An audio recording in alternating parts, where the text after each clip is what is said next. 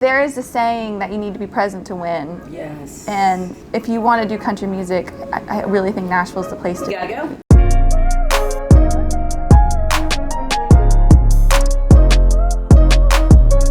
Hey, this is Deb, and this is Happy Hour with Deb. And today, man, we've got a performer.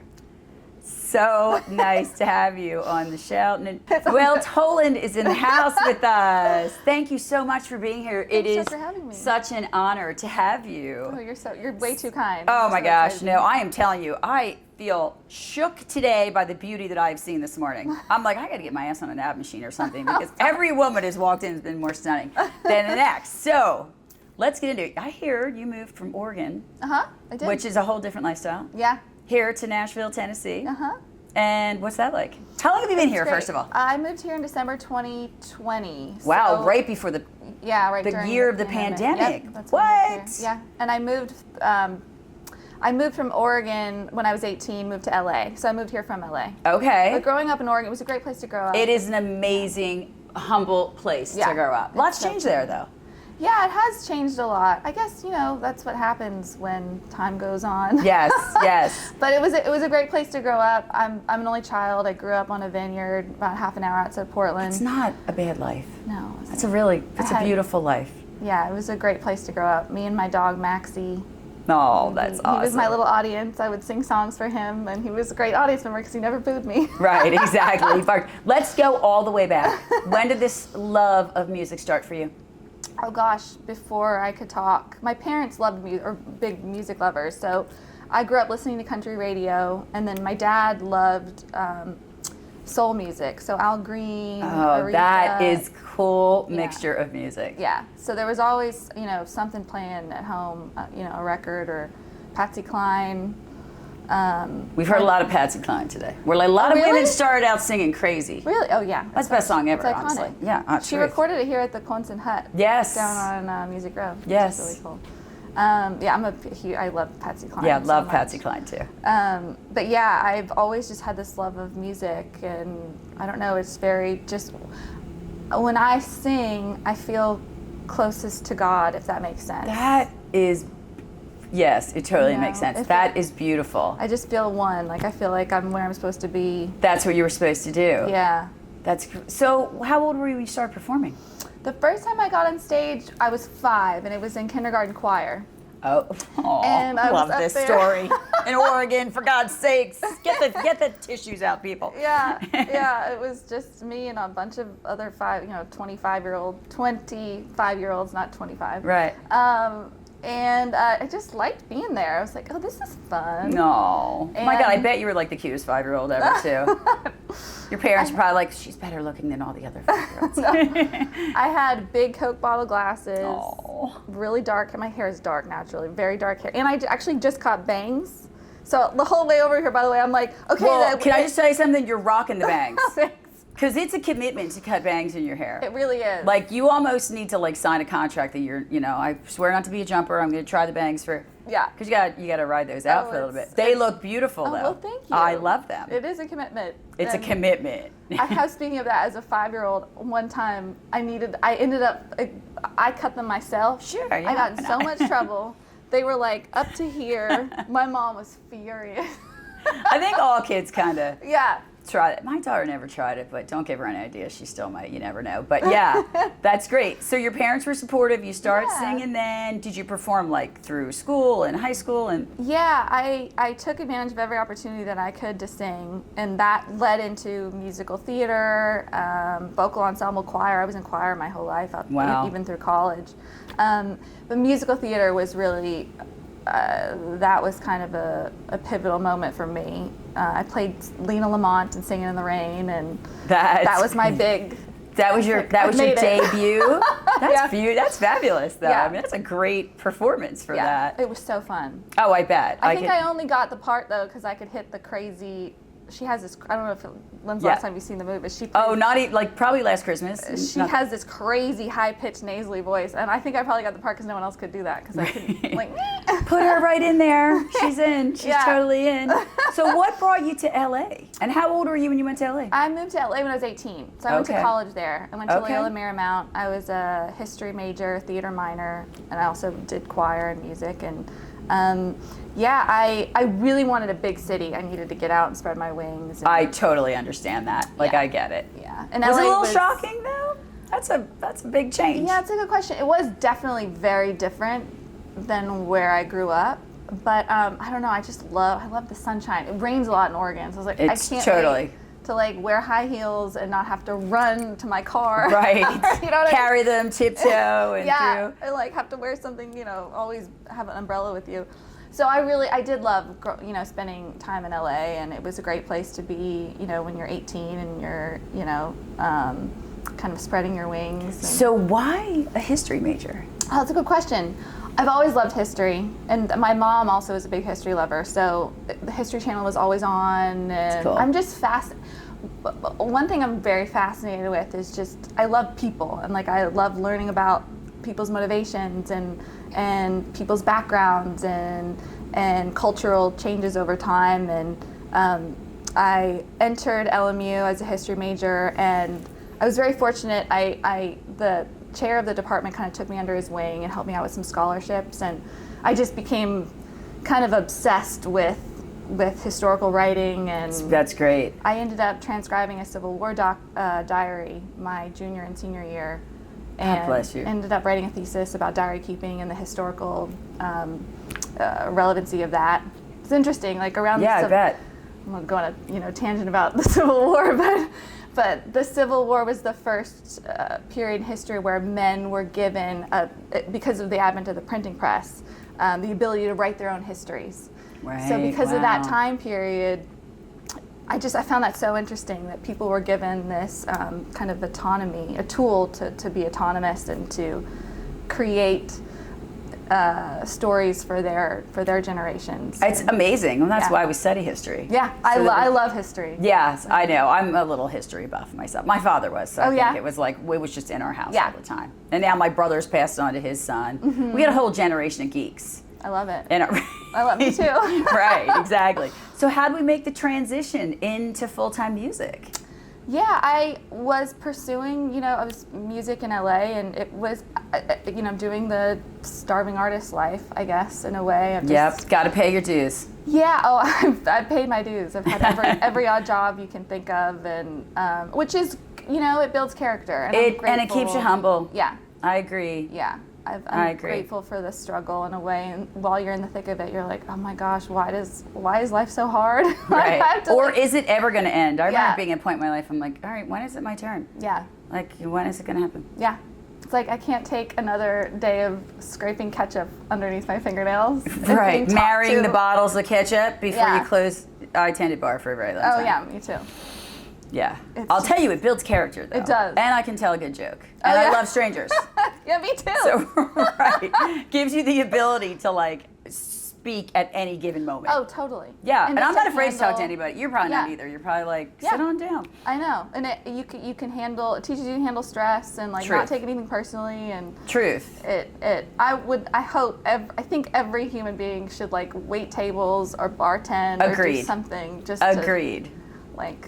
Because it's way easier to be the person behind the other bars. Oh, yeah. Actually, I have to tell you, when I went to college, I loved it. Mm-hmm. Like, I've always been fascinated by other people's stories. Uh-huh. We told another artist earlier that I travel so much, so I could fly first class, but I don't because they're not my people. They put their headphones on, they don't want to talk to you. They're like, there's an imaginary wall right here. You're in my space. Yeah. But I hear the most incredible. How do you know anything if you don't talk to people? I know. I mean, I just think it's a gift. Mm-hmm. But some people are like, it's a curse. Yeah. Shut up, Deb. They're like, we literally go places, and my girlfriends are like, Deb, you don't need to know everything. Just get to the table. You're like, no, I want to hear this person's And a second later, I'm like, hi, I'm Deb. It's like a little Buddy the Elf moment. I love it. I do. I need to know. Well, this is the perfect, it's the perfect job for me. It is the perfect job for me. Agreed. Mm-hmm. So after the struggle, when did things start to get, like, bigger? Yeah, when I moved here. Yeah. During a pandemic year. Yeah. Although, I'm from Texas, and Tennessee's kind of the same. They were like COVID schmovit. Yeah. You know? LA was just very... yes. Just, it wasn't this... it was kind of depressing. You're locked in your little, I know. your little silo, and you're like, It is. gosh. And a lot of things haven't changed. Yeah. Which is kind of scary. Yeah. It's hard to navigate, and but for me, I was pursuing country music in LA, and in hindsight, everything's 2020, right? Right. Like, okay, that makes sense. There is a saying that you need to be present to win. Yes. And if you want to do country music, I really think Nashville's the place to You got to go. Because when you're, at the flip of a, dime, tonight you can go to a writer's round, and then you meet just a fellow songwriter there, and then you can collaborate. Right. So, and then, I've gotten calls on a Sunday, hey, there's this thing tomorrow night, can you perform at it? And I'm like, yeah, actually I have tomorrow night free. And then you meet someone else from just saying yes to that engagement, and then, it's kind of a domino effect, certain things happen. But I've really felt blessed, and being in Nashville, kind of the first time in my life where I feel like it's like where I'm supposed to be. And that's so beautiful. I love that. Yeah. We hear that a lot. You got 10 years here. Yeah. And that's it. You don't make it in those 10 years, you're out. But I was telling you guys earlier, the beauty of artists that are starting or even have hit it big is that they they're collaborating, they meet people. Tell me what it was like. Well, you like to talk to strangers too, so it couldn't have been hard for you. Networking. You got to get out there. You got to get your name in front of people. Yeah. How hard was that? That's a good question. For me, I just looked at going out as a way to connect with people, right. And whatever would come from that's great, but just the attitude and the point of view I took on moving here was I just want to learn. Like, right. I don't know. I'm like coming a in like a sponge. child. I just want to soak up. Yeah, I was like, I'm a child. I have no idea what I'm doing, and I'm just going to learn from other people that know what they're doing, and That's great. And just listen, more than talk, and just kind of come with like a sponge, an open mind, just go, what can I learn? And yes. And that's really helped me because I'll be the first one to be like, I have no idea what I'm doing. Girlfriend, I don't have any idea what I'm doing, so I get it. I feel you. I mean, give me a microphone. You just go in, just get to meet the cool people. Yeah, and it's fun, like give me a microphone, I can sing, and I know how to perform and stuff. But at the end of the day, like, I'm like, I have no idea what I'm doing, and I'm totally being honest about it, being like, let's just, go with the flow. Exactly. Just go with the flow. Yeah. Talk to me about the presence and the pressure of social media. Great question again. Yeah, it's hard, but again, the point of view I've taken with it as a way to connect with others. Yes. Because it's necessary. It is, and look, as an artist in today's age, it really isn't just about the music you're putting out, because at the end of the day, you want people to listen to it, and it's in that avenue now is social media. It used to be it's a whole different game now. Yeah. You have to have a social media presence. Yeah, and thankfully there are people that you can hire to help you with it, or just your friends can take photos or videos of you or whatever. But the way I've looked at it is just to have fun with it. It's kind of like when I had a test in school to study and I didn't want to do it. The only way I could get to do it would go, oh, this is so much fun. I love best test ever. I love get to study. How grateful am I to get to study? It's kind of you trick your mind, and I just do and sometimes it is fun. It's like, oh, this is It is fun. Although I can tell you, and these guys know, they're like, we need reels. I'm like, don't. I know. I'm like, now I gotta wash my hair. I'm in a baseball hat. I've been in the same hat for 3 days. What do you mean? They're like, just roll. Nobody cares that you're in a baseball hat. Yeah. Just go. But it's like, I gotta psych myself into as much as we talk to people all day long, it's still a performance. Yeah. Yeah. Do you think it's the fear of judgment? I think that is part of it, because also one thing with social media is you can tell when people are uncomfortable behind the camera and don't want to be there, right. and feel like it's annoying, and it's they're forced, and they're kind of, you can tell they're rolling their eyes in the back of their head like, I can't believe I have to do this stupid thing, right. But at the end of the day, you can tell when artists aren't like that, and they're like actually embracing it and having fun. Yes. And that's the people that will do well with social. It's just my takeaway is times are always changing, and Always. how can I evolve with this and learn from it. Absolutely, absolutely. And your social media is amazing. Oh, you're so sweet. It's amazing. You're way too kind. It was great. I was in the air for saying, I'm like, she's fun. We love her. She's great. You're sweet. Thank you for saying that, because I'm always learning, and the algorithms are always changing. And one thing I've learned is you really have to stay true to yourself. Absolutely. Just keep making authentic content, and that buzzword authentic, but it's a buzzword because it's true. It's so true. You know? Well, here's a good question. With living here and having so much distraction and so many people just trying to get that, like, this is me. How do you stay authentic? Great question. Again, you have so many great questions. I love this. Well, they came from Trevor this morning. The Diet Coke just kicked in. I love Diet Coke.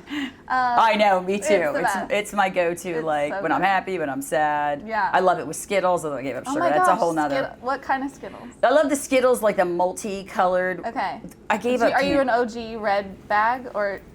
No, I didn't even know there was one. God, this is taking me right down a rabbit hole. I don't even need to go down. Sorry. I went to Crash My Playa last January. We go every Okay. year. Crash My Playa. I got some backstage, so I've gotten to meet people as fabulous as you, just really wonderful people.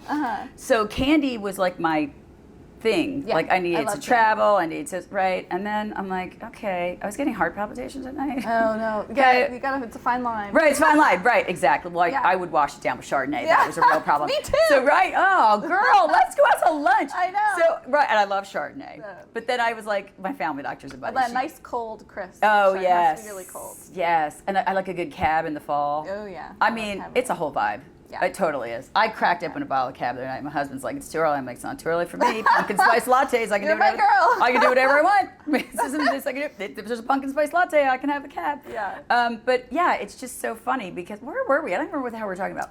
Oh, question of how to stay authentic. Yeah. But then we started talking about Skittles. Yeah, the Skittles. So I had to go off the Okay. candy Yeah. because I'm like, okay. It's hard. Rich was like, you don't know, I like shook on the floor I know. for days, but it is I because love that's candy. like, and I really felt like I was at my best self with Chardonnay and Skittles. I love that. It's like a great compliment. I liked myself. I don't that. know. Was I better on Chardonnay and Skittles?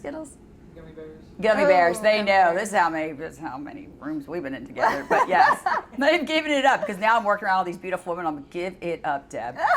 Give it up. So, what is any stage fright getting out there at all? No. Good girl.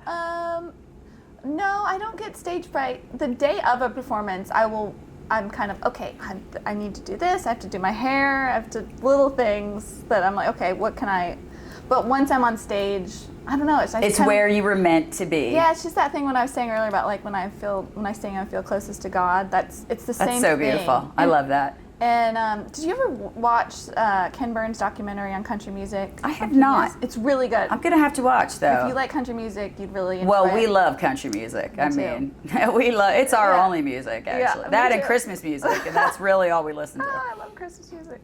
Noelle. Yeah, I know. It is. Check box. Let's get her. When is she rescheduled to come back? Yeah, I love no, Christmas I know. I love Christmas music Yeah, too. it's my but favorite time of year. How about what is the nicest thing? What is the best thing you've ever heard? Like, what's the greatest compliment? Whether it's through social media or whatever. What's the greatest compliment Oh, anybody compliment? About me? about your singing? Oh, my singing. Oh, that's a good question. I mean, people say nice things like, "Oh, I love your voice," or I think to me it's been about my lyrics. That's so When great. I have people reach out to me and go, "Oh my God, there's one lyric in the song I wrote called "You're an Arrow," and the line is, I have to think of this. Even God is tired of hearing me pray. And I've had people reach out, and when they've been in dark times, and said like, that's how I feel today. And that's the biggest compliment to me is like having written something, created something that can help someone or Absolutely. that makes them feel a little better. What's it feel like to be like, wow, somebody's gotten through a hard time. Somebody's better. Somebody's different because of my lyrics. Oh, it's the best feeling ever. Yeah, And that's what our job is as artists, and that's what we hope. Our greatest hope is to connect. Yeah. And to help, help someone feel a little bit better, feel less alone through lyrics and your art. That's the greatest. That's the power of music. Oh, it moves people from one spot to another, and it gets, it's your best friend in your hardest times and your best friend in yourself. It's such an amazing thing. So you got a new single coming out. Yeah. Let's talk about it. Yeah. I don't have the same musical talent. Oh, so I'm sure you're amazing. No, I don't. I have a trouble coloring inside. Well, you have stage presence, so. Thank you so much. I appreciate that. It's true. It's true. Thank you. So let's talk about the single. Yeah. It's called Nashville Numbers. Nashville Numbers. Yes. It comes out on October 4th. I'm very excited about this song. It's funny, I had the hook and the title in my hook book for a long time, and I think there's something to be said of being an outsider and where you can see things a little differently. Because when I moved here, I was, first and foremost, I've always been a singer and had to learn guitar later in order to accompany myself. Absolutely. So when I moved, because you just can't have one talent. You can't. I mean, not here, for God's sakes. They play every... Yeah, it's really, for me, I had to learn to play guitar. I mean, I could strum, I knew some chords, etc., but I really needed to be able to accompany myself at rounds, etc. So there's have you heard of the Nashville Number System? No. Familiar with it? Okay.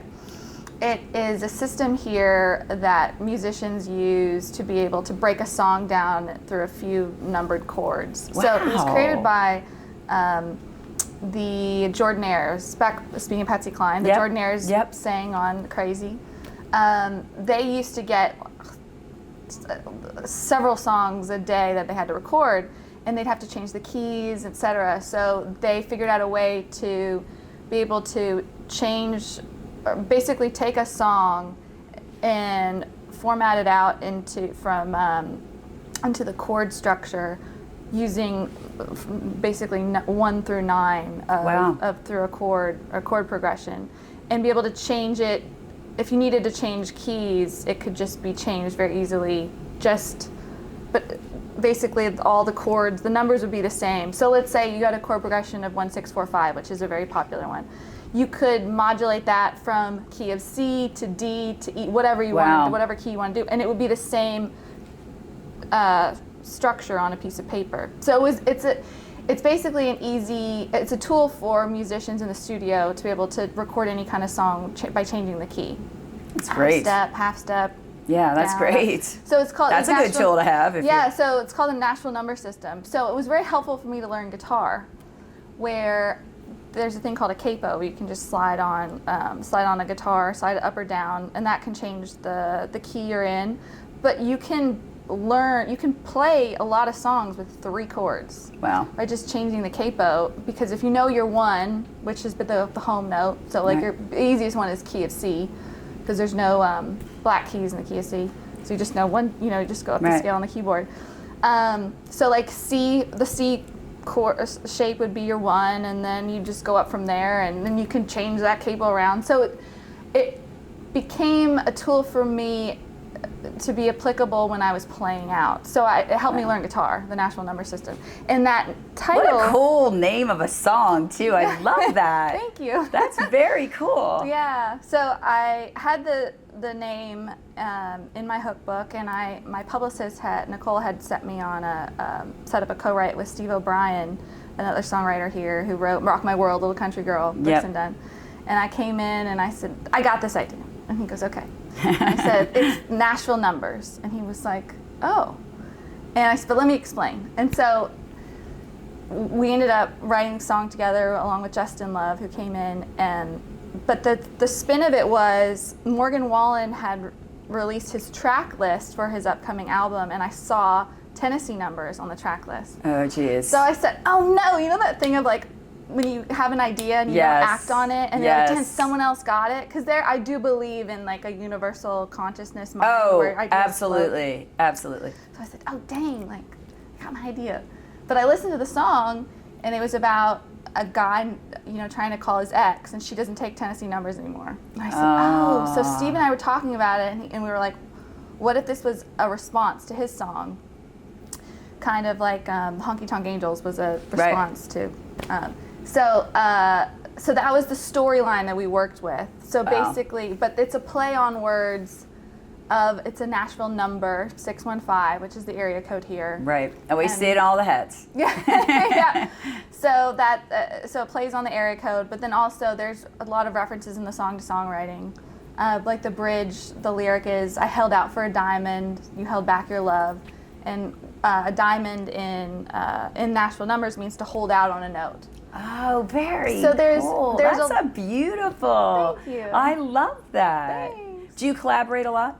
Yeah, I love co-writing. Yeah, that's great. Everybody we've met is like, oh, I love working with this person and this person and that person. And yeah, I think that's so cool because that has been really, I think it's always been a country music thing, but even now, like other artists are doing it. Well, you potentiate each other. I mean, it's great to be able to work alone, and I do write alone. I write a lot alone, and I can take time alone, so I don't feel pressured or what have you, and things can come to me, because a lot of times I like to say you kind of have to be open for God to just absolutely you're the vessel for whatever is coming through, and sometimes you just gotta take that pen when an idea comes to you, but when you co-write, your strengths can be potentiated by whoever you're working with, so you can create something that's super cool together. Yeah, I think that's so awesome. Do you like performing with other artists? Oh yeah, I love performing. Yeah, I bet. I'm sure you can tell that you love. Where's your favorite place to play around here? I love the Hard Rock. I really? Yeah. That's so cool. I've never heard that. Was the first time I've heard that response. It's a really fun vibe. I love the stage. The crowd's always great. And it's an iconic venue. Absolutely. In your Music City at Hard Rock Cafe. Yeah, it truly. Yeah. I mean, everybody knows the Hard Rock no matter where you go also, but then also I got to play the Bluebird Café in March. I made my debut on That's amazing. St. Patrick's Day. Everybody, that's where they want to play. It was a pinch me moment for sure. Oh my gosh, that's so beautiful. It was, I'm so grateful and blessed to have been able to have that opportunity. Have you ever played at Whiskey Jam or no? I haven't yet. No. I really want to though. All right, well when you go, we're going. Yeah. Oh, when you're I'll call playing, you. we're totally going. Let's make it happen. We will totally go. So give me the 5-year goal. What's the plan? What's the dream? Where's it going? I've got very big dreams. In 5 years, I'd love to be just sharing my music with lots and lots and lots of people, and have be able to make an impact with my songs. And really, my huge goal is to connect with country music fans. That's great. And on a huge, exponential, I guess, platform or what have you. But that's what I love. I love connecting with people, and country music fans are the best fans in the world. Oh, humble, kind, just. Yeah, it's great. I mean, country music is, and now the country finally gets it. Yeah. You know, like it took them so again. long to catch up. I'm like, God, it's the coolest shit ever. Catch up. Like, yeah, it is really amazing. So singles dropping next week. Gosh, that is so exciting. Are you debuting it anywhere? I will be playing it live at the Donaldson Pub on the 24th. Yeah, I'm excited. I've never played it out. That's so exciting. I'm really excited. So exciting. We need to see all the footage. If we're not there, we might be there on the stage. Just you never know. We'll never ever. All right, one more question.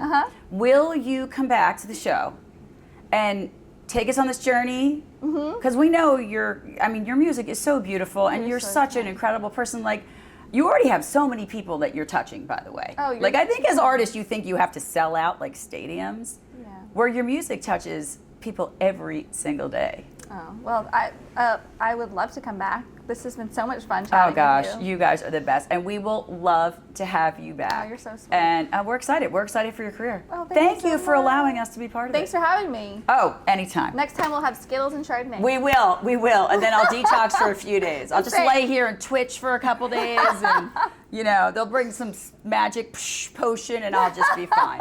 I have to tell you though, I did slip a little while last week. My a very dear friend. That's all she drinks is Chardonnay. Love it. She's like literally like a Barbie that you popped out of a box. There's nothing freaking wrong with her, right? Like doesn't have an inch of like side fed, or she can go throw in a bathing room and still be pretty. Like it's uber annoying. Although she's my bestie, I love her. Yeah. So I'm like, I don't want any Chardonnay. She's like, Debbie, you need to. I'm like, all right, let's go. Well, one turned into like 3 bottles, 4 other friends, a bag of Skittles, McDonald's. That's how quickly I go down a rabbit hole. I love it. I mean, I do love it, but I'll drink Chardonnay with you for sure. Let's do it. We'll get it really crisp. Nice and cold. Yes, and then on the first cold day, we'll break out some cab. Love it. I know. Yeah, pumpkin spice lattes. Cab season. Cab season makes me happy. I'm like a good football game and a good Cabernet in a fireplace. Oh, love that. Could that be your new song? Yeah. All right, cool. Love it. I'll throw that in there. We want that to be our new song. Thank you so much. It was an honor, truly an honor. Thank you so much for having me.